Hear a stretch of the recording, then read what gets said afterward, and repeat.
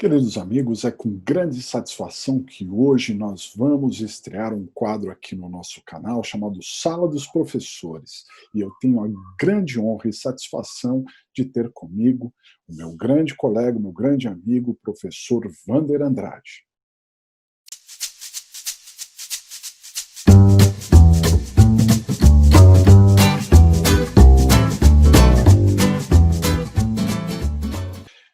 Então, senhores, é uma grandíssima satisfação estar aqui ao meu lado o meu mestre, o professor Wander Andrade, né, que é professor de Direito Penal, de Processo Penal e de muitas outras coisas que vocês vão saber, para quem não o conhece, né, de muitas outras matérias. É uma satisfação imensa. O professor Wander, ele compartilha conosco aulas no Legale, né? E é um grande amigo, acima de tudo, né? Wander, é uma grande satisfação estar com você aqui, inaugurando esse quadro, a nossa Sala dos Professores aqui no nosso canal.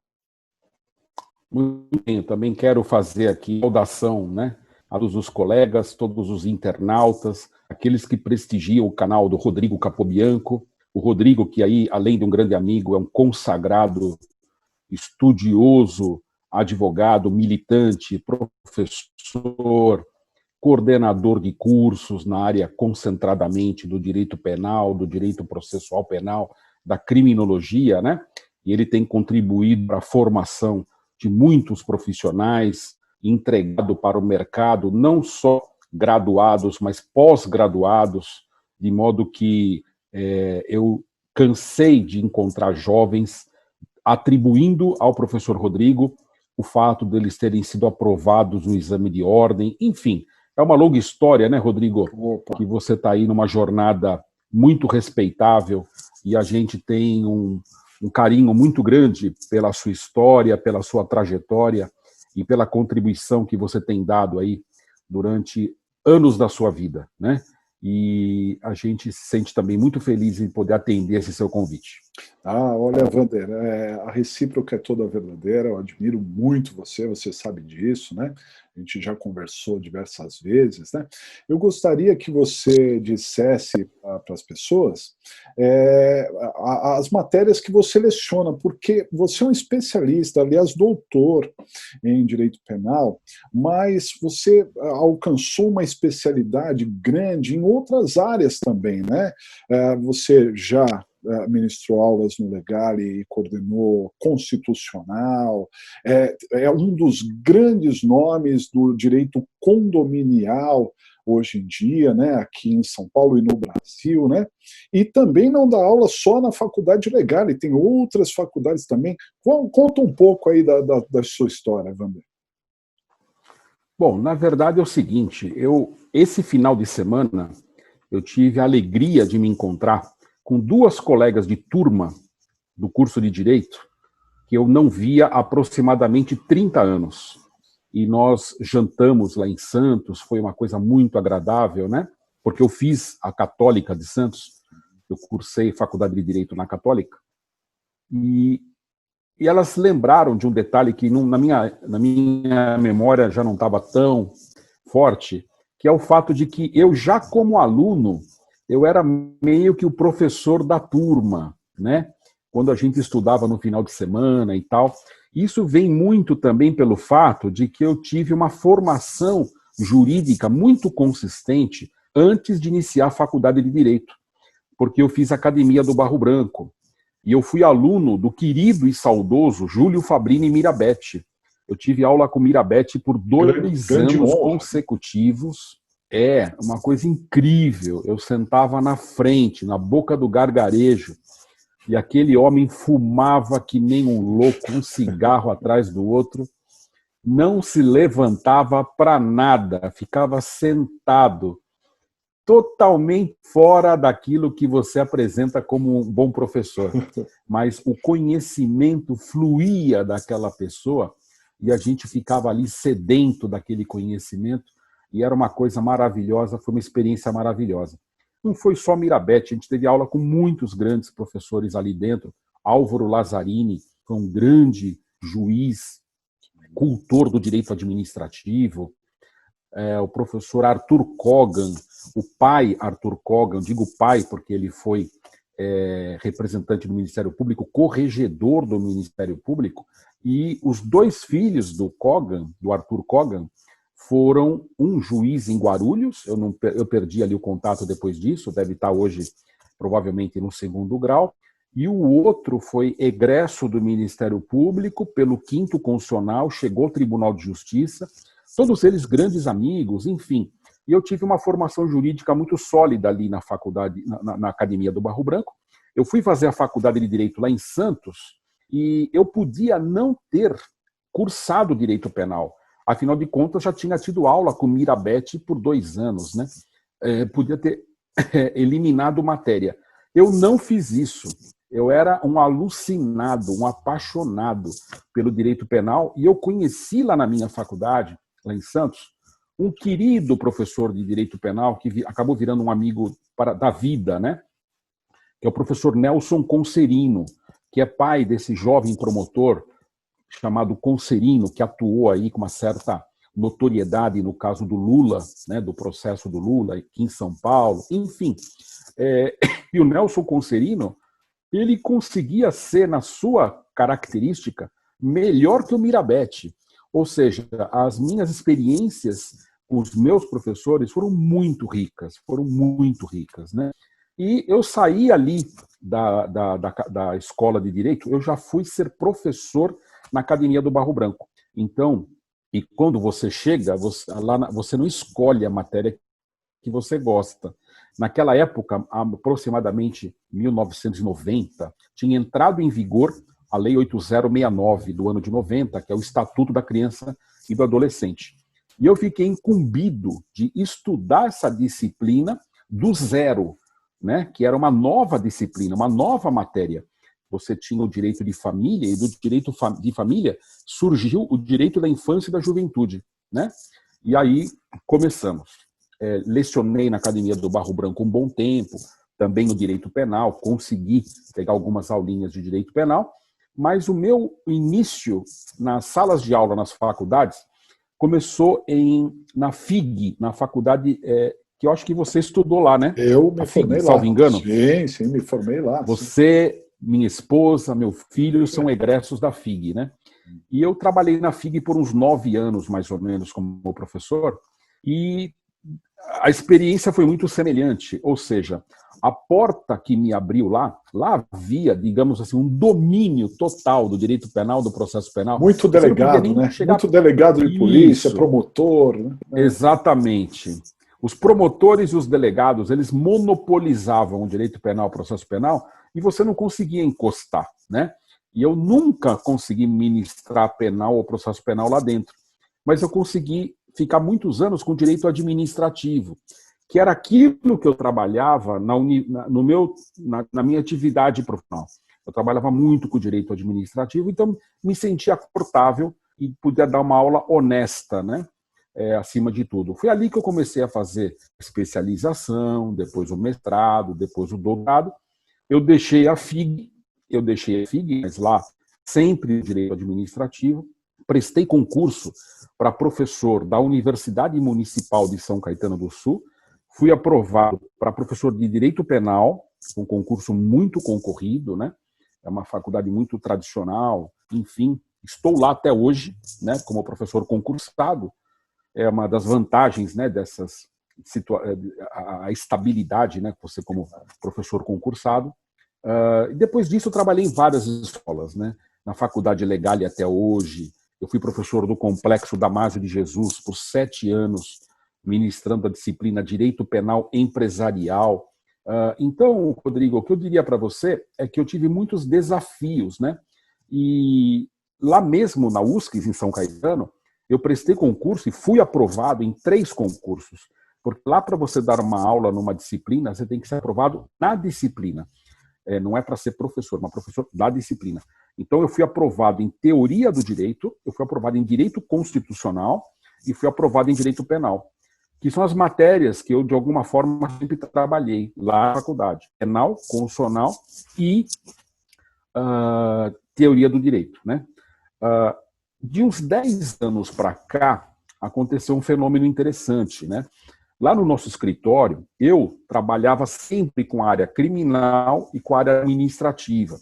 E o meu filho, que é meu sócio, tem mais uma vertente para a área civil e processo civil e trabalhista. Isso eu ficava lá com ele.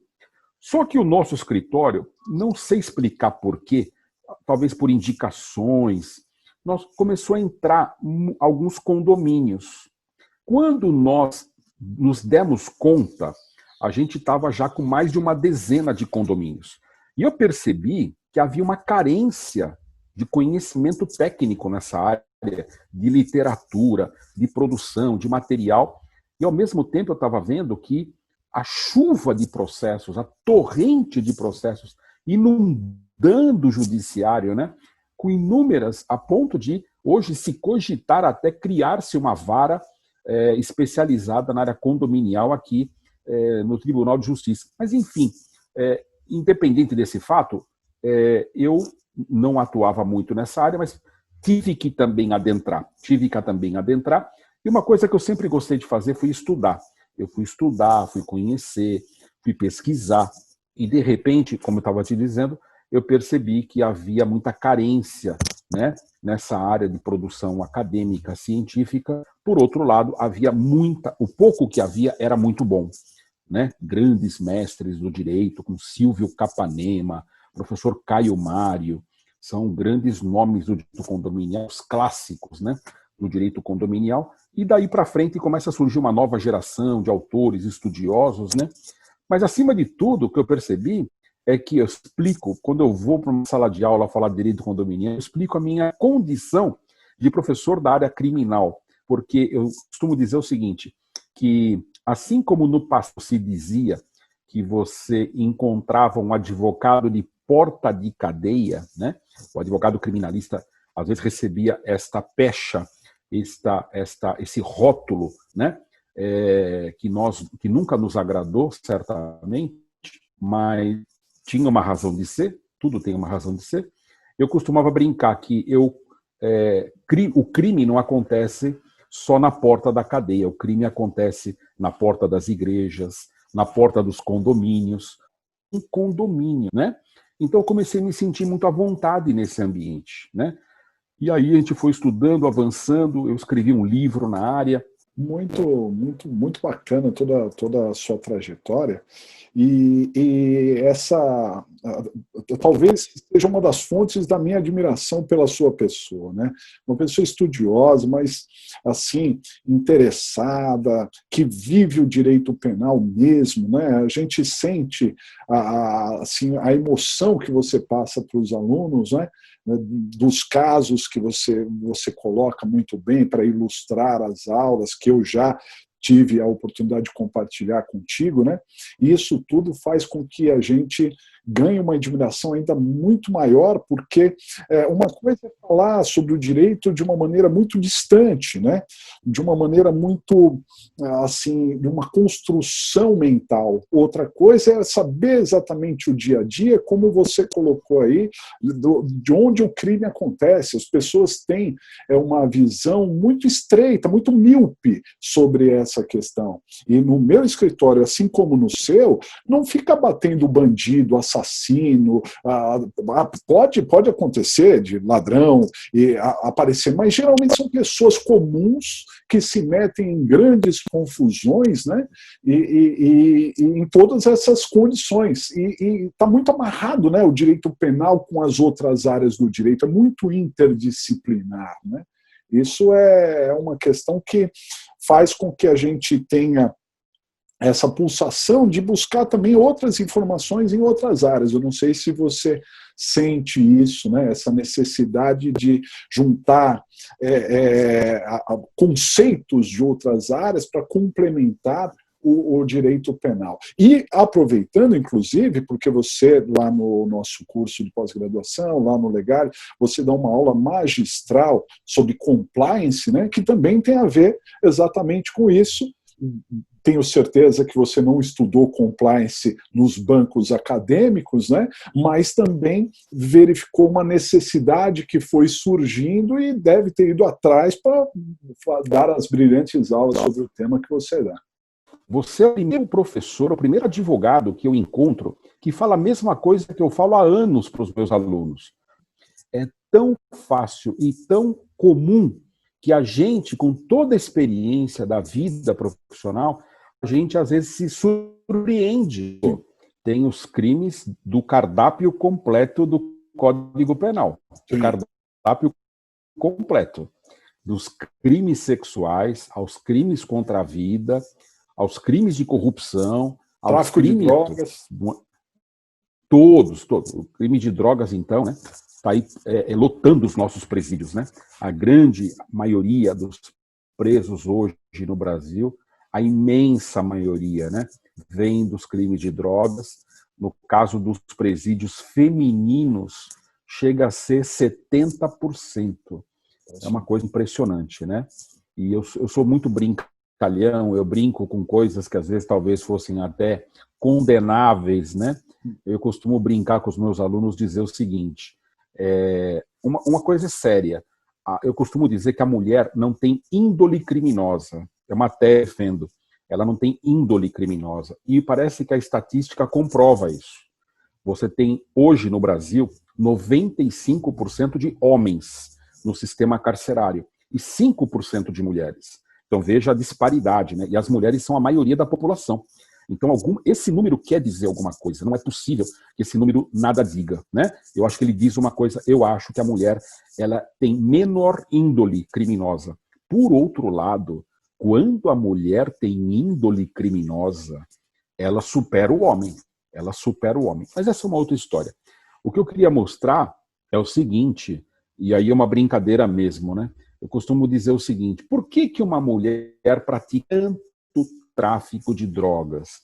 Por que será? Né? A criminologia faz essa pergunta. Por que alguém pratica um crime?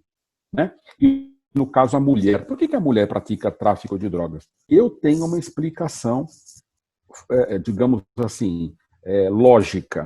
Eu tenho uma outra que ela é, digamos assim, jocosa. Uma brincadeira que eu faço. Né? Eu costumo dizer o seguinte, a brincadeira é a seguinte, é que a mulher ela já tem vocação para vender as coisas, né? Ela vende Avon, ela vende Natura, ela vende Jequiti, para vender cocaína, para vender maconha. Então, né? Já está ali mais ou menos no métier, é só mudar um pouquinho o produto. Mas essa é uma brincadeira, pessoal. Agora sim, a razão que a mulher pratica o tráfico de drogas me parece que é a seguinte, a maioria das mulheres são muito pobres. Muito pobres. E eu vou dar um exemplo. Quando meu pai faleceu, Wander, fica tranquilo, papai é uma pessoa muito organizada, tá tudo certinho. Não era verdade. Meu pai deixou uma bagunça, os imóveis, ele tinha muitos imóveis. E ele tinha um cortiço, meu pai era dono de um cortiço. Eu fui conhecer esse cortiço que eu nem sabia que existia. E lá tinha umas 20 casinhas, bem pequenininhas. Eu fui lá conhecer, bati no portão, já me ofereceram droga para eu comprar. Ali era um ponto de tráfico de drogas. 3 casinhas lá, onde meu pai alugava, era ponto de tráfico de drogas, né? Mas eu achei curioso o seguinte, nas 20 casinhas que estavam lá, não havia homens, eram mulheres que moravam lá. Aquelas mulheres eram chefes da família. Algumas daquelas mulheres tinham 5 filhos, 1 filho de cada homem. E o que acontece? Essa é a tragédia da nossa sociedade. O homem, ele engravida a mulher e ele some, ele vai no mundo, ele vai embora. Mas a mulher, com seu instinto maternal, ela fica com os filhos. E os filhos são que nem passarinhos. As boquinhas estão abertas ali, tem que pôr comida na boca daqueles passarinhos. E a mulher, ela se coloca diante de uma situação de desespero. E aí aparece um traficante se aproveitando dessa fragilidade feminina e diz para aquela mulher, tia, eu vou deixar com a senhora aqui, uma quantidade de droga e no final da semana eu passo aqui para deixar a sua parte em dinheiro e assim por diante. Posso dizer que concordo absolutamente por tudo que vi até hoje, em termos de aspectos criminais relacionados com a mulher.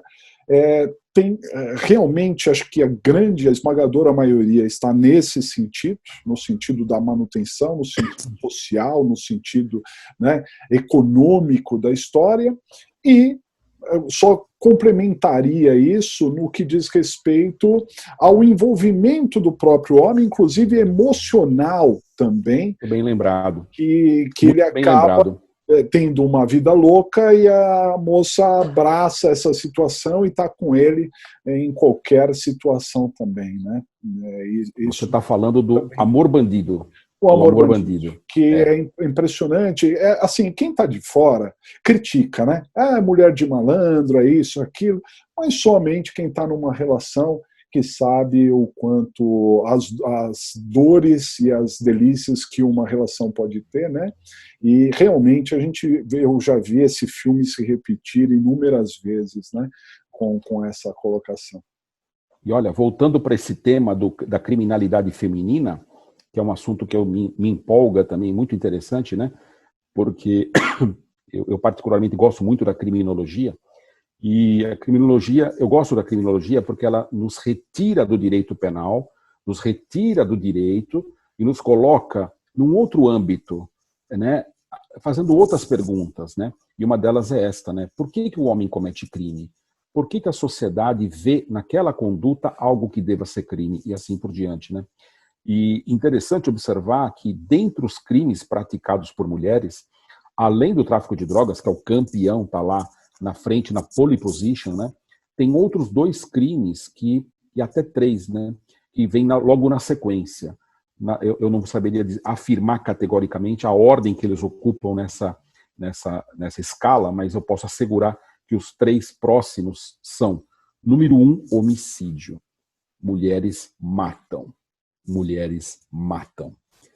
Matam e, às vezes, mandam matar, contratam. Elas já estão acostumadas a contratar. Na casa, ela contrata o encanador, ela contrata o marceneiro, e se ela tiver que resolver um problema, ela contrata o matador.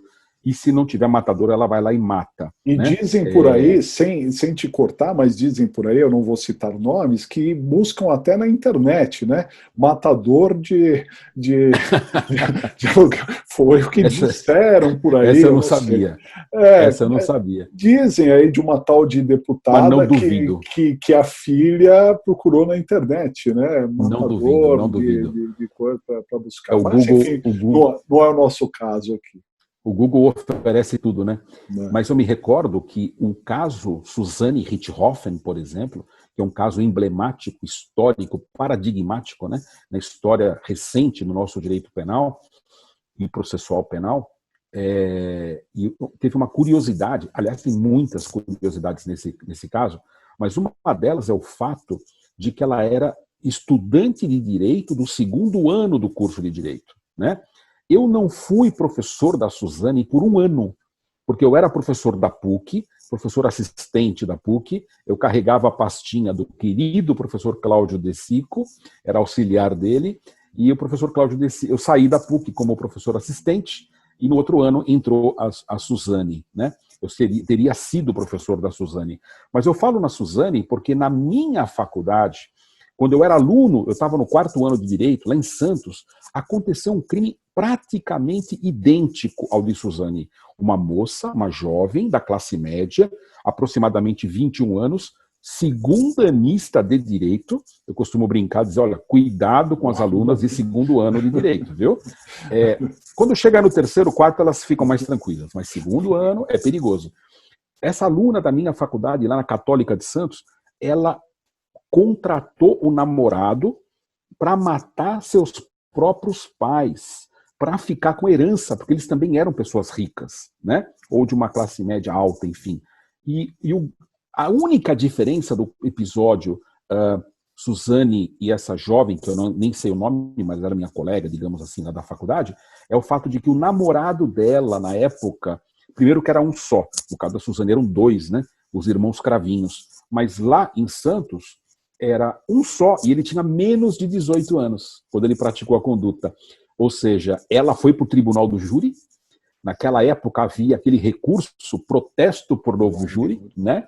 E ela foi condenada a 25 anos, 12 anos e meio pelo homicídio do pai, 12 anos e meio pelo homicídio da mãe. O júri dela parou a cidade de Santos, parou, só que não teve a repercussão nacional, né, do caso Suzane, mas regional, foi um caso com muito impacto. E ela entrou com protesto por novo júri, conseguiu um novo júri, era fácil, né? Bastava o requisito objetivo, que era mais de 20 anos de condenação, ela tinha, né, 25, e ela foi novamente para um novo júri e foi novamente condenada por 25 anos. E aí eu sempre falo isso quando eu dava matéria Direito da Infância e da Juventude, e eu falava, escuta, e aquele rapazinho que foi lá, foi o autor efetivamente da conduta típica, né? Ele que matou, ele que conjugou o verbo matar, né? Indo até o quarto dos pais da menina, matar os pais da jovem aluna. O que aconteceu com ele? Eu costumo responder, eu não sei e eu não o conheço, mas eu posso garantir que ele não ficou mais de 3 anos com a sua liberdade cerceada, porque ele tinha 17, o ECA não permite que ninguém possa ter sua liberdade cerceada por mais de 3 anos, portanto, ele não foi alcançado pelo direito penal, foi alcançado pelo direito especial e, naturalmente, teve uma tratativa totalmente diferente da consorte, né, da cúmplice com a qual ele conjugou o crime, né? Curiosidades, né? Curiosidades assim. Então eu falava do homicídio, né? Mulheres matam. O outro crime que elas praticam com muita intensidade são os crimes patrimoniais. O crime de furto é um crime campeão, né? Eu me recordo aqui de um caso muito interessante que eu conto em sala de aula, né? Porque é um caso incrível que você aprende com o ser humano e cada vez você se surpreende com o ser humano, né? Eu estava num domingo no cinema de chinelo. Não, domingo não, era um sábado. Um sábado no cinema de bermuda e de chinelo. Quando meu filho, meu sócio, manda uma mensagem para mim e fala, pai, estou numa delegacia flagrante delito, e eu fui ali conversando com ele pela mensagem, e eu falei assim, escuta, o que aconteceu? Uma jovem oriental, uma japonesinha, linda menina, 21 anos, linda menina, recém-formada psicóloga pela USP. Ela entrou no shopping Iguatemi e ela subtraiu itens de várias lojas até ser presa em flagrante. Foi levada à delegacia e eu, dali do cinema, eu fiz 2 perguntas, né, para o meu filho, que não era muito chegado em penal. Eu falei para ele assim, faça 2 perguntas para ela. Primeiro, né, se ela tem algum antecedente, se algum problema anterior que envolveu. E ele perguntou para ela, escuta, você tem algum problema anterior? E ela falou assim, eu nunca fui pega. Eu nunca fui pega, foi a resposta dela, né? E a segunda pergunta que eu fiz foi, ela tem curso superior? E ela falou, eu acabei de me formar na USP, psicóloga. Eu falei, corre, liga para os seus pais, eu quero agora o atestado de colação de grau, se você não tem o diploma. E ela não tinha o diploma, ela só tinha a colação de grau, o que permitiu que ela pudesse, né, ficar presa ali, já que era inevitável a prisão, o flagrante delito era perfeito, né? Todos os elementos do flagrante estavam ali presentes, mas ela foi encaminhada para uma delegacia e foi incrível, porque ela foi para a audiência e eu falei para ela assim, eu quero você bem vestida, quero você bem arrumadinha, eu quero você bem vestida.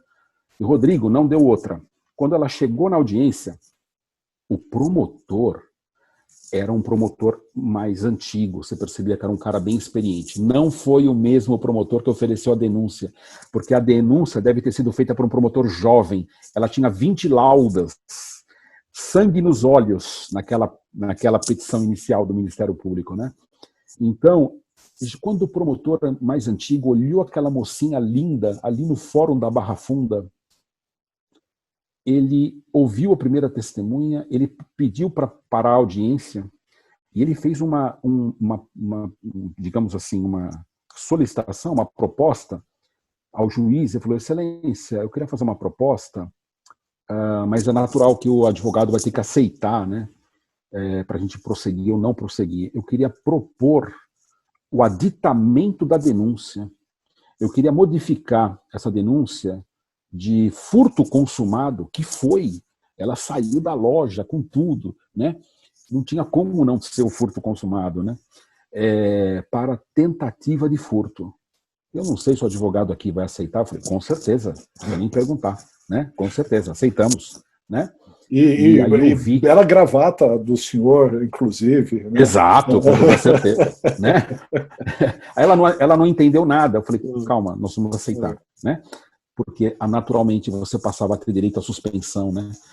Do processo, sursis processual. E ele percebeu. E eu me coloquei no lugar dele, viu, Rodrigo? Lá no Fórum Barra Funda, no Fórum Criminal Barra Funda. Maior fórum da América Latina, né? Como deve ser o dia a dia dos juízes criminais, do promotor? Que tipo de gente senta naquelas cadeiras todos os dias? Os criminosos mais atrozes, os criminosos mais bárbaros, os criminosos com requintes de perversidade, etc. e tal. E, de repente, no meio daquele shopping crime, que é o Fórum da Barra Funda, o shopping crime, né? Senta ali uma mocinha japonesinha. Nós conhecemos os orientais, né? Por serem pessoas muito éticas, muito honestas, muito corretas. E ela, bonitinha, arrumadinha, ele fala, alguma coisa está errada, não é possível, ela moça não podia estar aqui. E a nossa sociedade julga pela aparência, né, Rodrigo? A aparência tem uma força, uma contundência, né? Me lembra também um caso de um motorista de caminhão que infelizmente, né, foi acusado de um homicídio culposo e ele seria julgado sem a presença física dele aqui em São Paulo, porque ele morava em Santa Catarina. E eu perguntei para ele, escuta, você conseguiria vir a São Paulo para ser julgado? Você tem direito, você pode ser julgado lá por precatória, você pode ser ouvido por precatória lá em Santa Catarina, mas se você pudesse vir aqui, eu gostaria que você viesse. Doutor, eu venho. E ele veio, né? E no dia que ele veio na audiência, o juiz perguntou, de onde o senhor é? Ele falou, de Santa Catarina. O senhor podia ter sido ouvido lá? Pois é, mas o meu advogado falou que seria muito importante se eu viesse aqui pessoalmente. E de que cidade que o senhor é? Eu sou de Tubarão. Ah, Tubarão. O promotor falou, eu tive uma namorada lá em Tubarão. E aí começou uma conversa mais leve, né? E a coisa se conduziu de tal sorte que ele acabou obtendo a condenação mínima, porque ele, enfim, né, tinha de fato causado um resultado lesivo, né, de grande monta, né, a morte de uma pessoa, em que pese ter sido no trânsito, em que pese ter sido numa condição culposa, mas um crime que já tem uma certa gravidade, né? Então a presença física da pessoa eu acho fundamental, né? O advogado orientar a pessoa a se conduzir na audiência, isso é muito importante, porque... Você me fez lembrar, inclusive, desculpa te contar, do próprio júri, né? Porque sempre, todas as vezes que eu tenho um réu preso no júri, eu peço para a família levar uma roupa lá, uma camisa, levar porque se o sujeito aparece com aquela calça caque, com aquela camiseta branca, com aquele chinelo condenado na frente dos jurados, né, ele está absolutamente condenado, porque ele vai ficar horas olhando para aquele sujeito com a cabeça raspada, todos iguais, né? Todos absolutamente iguais. Então, é um modificativo, é o que você falou da presença, né, e também de mostrar que a pessoa está fora daquela igualdade, vamos dizer, criminal. E você me lembrou de outro episódio muito interessante, porque ali no caso Suzane Richthofen, houve um duelo de titãs, né? Um duelo de titãs. Sim, de um lado, você tinha o Mauro Nassif, né? Que carrega nas costas mais de 1000 júris, né? O Mauro Nassif é um advogado muito respeitado no nosso meio, né? Sim. E do outro lado, você tinha 2 promotores. É muito raro você ter 2 promotores designados para acompanhar um processo. E você tinha o Nadir, que é hoje procurador de Justiça no Ministério Público, e você tinha aquele outro advogado, não me recordo agora o nome, mas é um advogado que ficou também famoso, ele saiu logo do Ministério Público, já foi advogar. Eu convidei os 2 para falar na faculdade, né? Tanto o Nadir como esse outro colega, os dois que atuaram no caso Suzane, e eu os levei para jantar. Terminada a palestra que eles deram, eu os levei para jantar. E eu perguntei do caso Suzane, alguns detalhes do processo e etc. E eles me contaram uma coisa que eu achei muito interessante. Disse que uma das técnicas que eles utilizaram para que não houvesse nulidade era atender a todos os requerimentos da defesa. Se a defesa pedisse para ter ar-condicionado, eles pediam para ligar o ar-condicionado. Se pedisse um copo de água, um copo de água. Se pedisse um refrigerante, um refrigerante.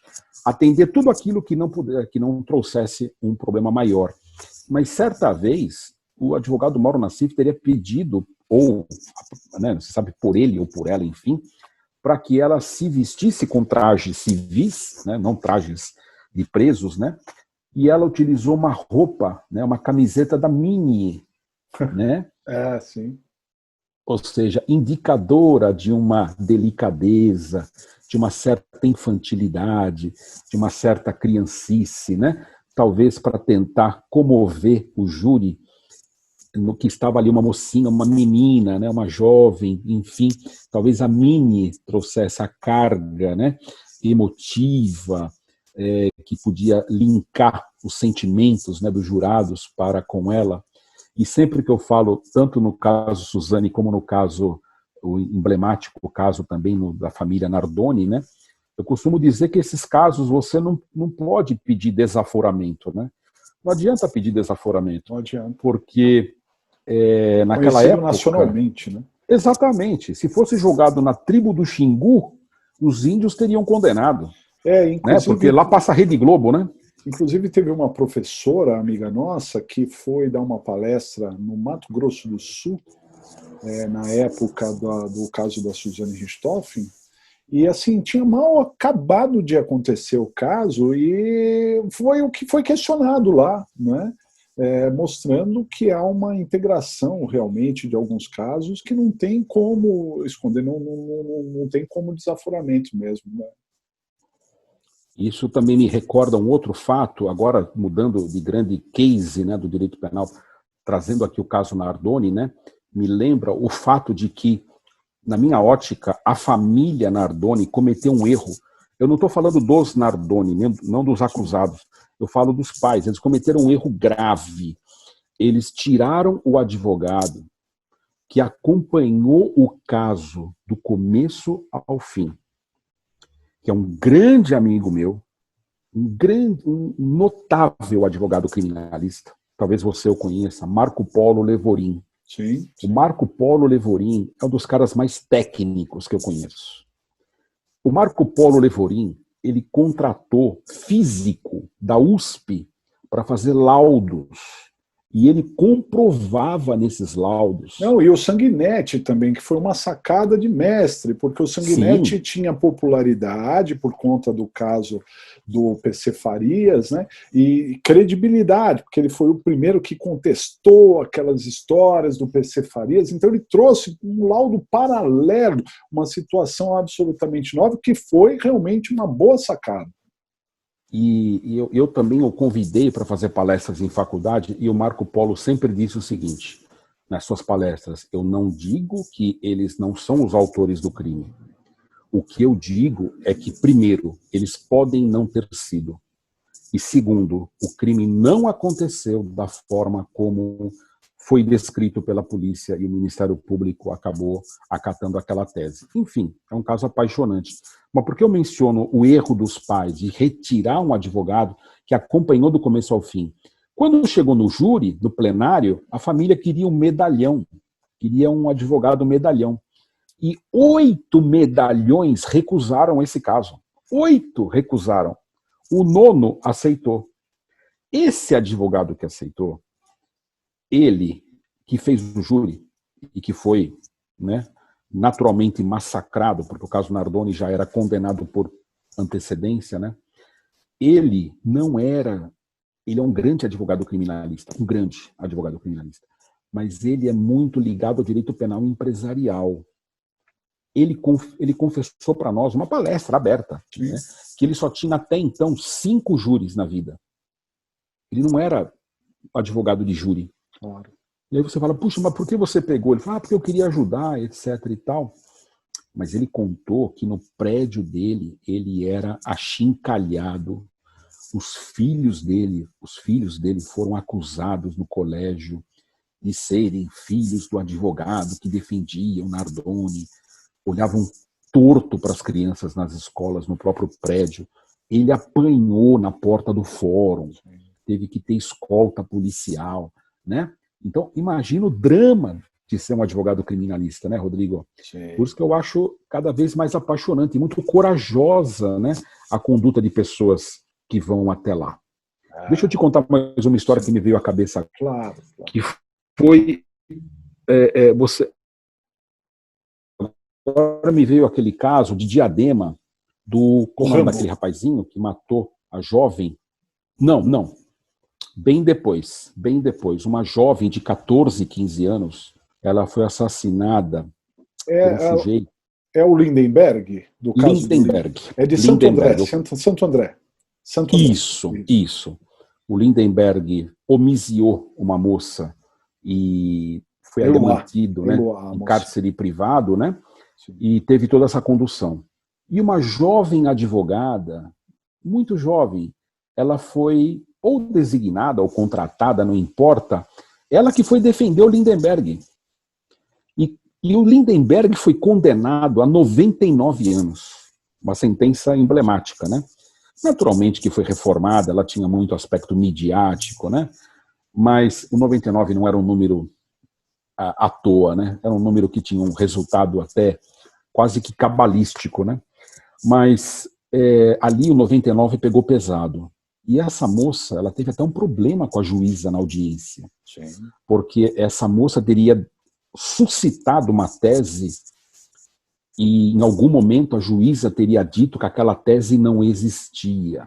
O princípio da verdade real, se não me falha a memória. Exatamente, alguma coisa nessa direção.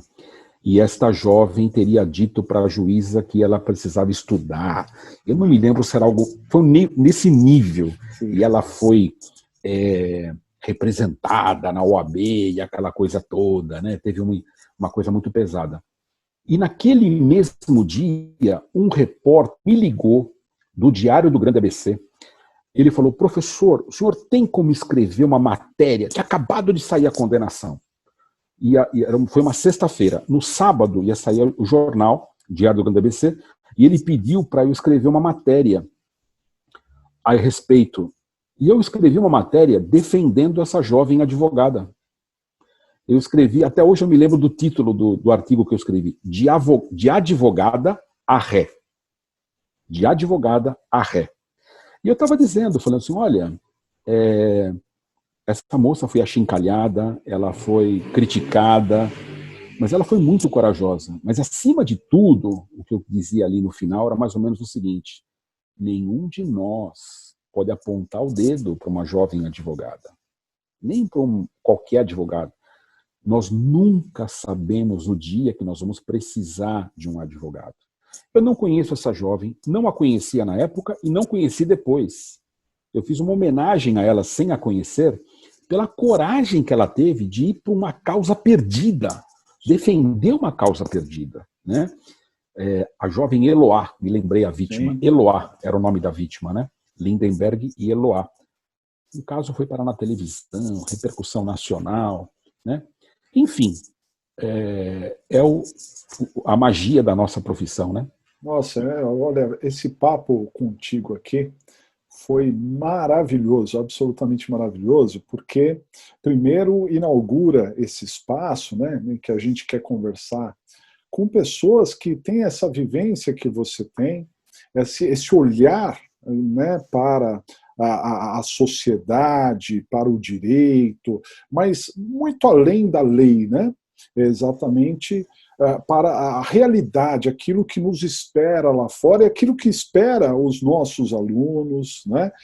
O que eles vão enfrentar. E tudo isso realmente é muito encorajador, né? dentro da nossa área.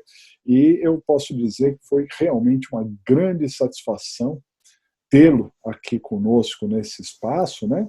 E já adianto que, em outras oportunidades, vamos falar sobre alguns assuntos pontuais, vamos trocar essas ideias aqui, porque só engrandece, os nossos alunos agradecem, né? O mundo jurídico do direito penal agradece essa possibilidade de discussão num alto nível sobre esses temas. Foi realmente uma grande satisfação. Estar aqui contigo, né, Rodrigo? Eu costumo dizer, um convite seu não é um convite, é uma convocação. A gente não pode jamais recusar. E né? vou cometer te agradeço. Vou cometer uma inconfidência aqui, né? Eu e o professor Wander somos tão amigos e chegados, né? Temos ideias tão próximas, que ocorreu um fato que, assim, seria absolutamente impossível acontecer, mas aconteceu. Estava eu, no dia 25 de dezembro, né, de um determinado ano, um tempo frio, absolutamente nublado, estava eu com a minha família em Londres, passando muito próximo ali da catedral, né, bem no centro, perto do Big Ben. Quando eu estou olhando para trás, conversando com a minha família e andando, eu trombei a uma pessoa. E aí a pessoa passou, tinha uns cones de proteção, né? Tinha bastante proteção ali por conta de ser contra terrorismo e tal. Então o espaço estava muito reduzido ali na calçada. Trombei. Quando eu olhei para trás, eu não ia reclamar, não, porque ali a gente tromba com tudo. Com quem eu trombei em Londres? Com o professor Wander, que estava lá na mesma oportunidade, no mesmo momento, algo que é absolutamente inusitado e inacreditável, né? E depois disso, depois dessa oportunidade, em algumas outras oportunidades, nunca cruzamos, né, Wander? Já estivemos. Eu estive em Portugal, no dia que eu fui embora, o Wander chegou. Estivemos nos Estados Unidos certa vez, eu fui embora, você chegou também, né? E trombamos uma vez e as outras vezes ainda não tivemos essa oportunidade, mas eu estou lembrando desse fato inusitado para mostrar que, além de termos essa afinidade pelo direito penal, também somos grandes amantes aí de viagens e a possibilidade de estar com as nossas famílias, né, em alguns lugares importantes, e mostra que a gente caminha sempre muito parecido, né? Muito parecido. Incrível, né? Agora, eu convido todos, já que já estamos falando em inconfidências aqui, eu convido todos vocês a procurar no YouTube, deve achar, não deve ser muito difícil, o professor Capobianco descendo as escadas do Bronx, né? Ao som da música do Coringa, viu? A mesma escada que o Coringa desceu lá no filme, né? Aliás, que filme, hein? Que filme esse Coringa, hein? Fantástico, né? O Capobianco desceu aquela escada lá magistralmente. Oh, maravilha. Bianco, compartilha com a turma aí, viu? Compartilha com a turma, esse vídeo é histórico. Vamos compartilhar. Wander, um beijão para você, um grande abraço. E a gente vai se encontrar outras vezes. Até mais. Até mais. Tchau, tchau.